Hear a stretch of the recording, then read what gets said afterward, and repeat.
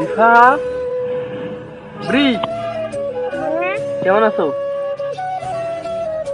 কেমন আছো তুমি? রিফা,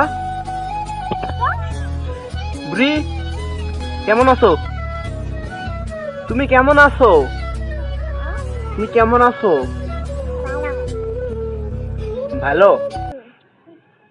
তোমার নাম কি? রিফা। তুমি ভাত খাইছো? তুমি কি খাইছো সকালবেলা? কি খাইছো সকালে? আলু। তোমার আম্মু কই? তোমার আম্মু নাই? তুমি কার শৈল? আমর।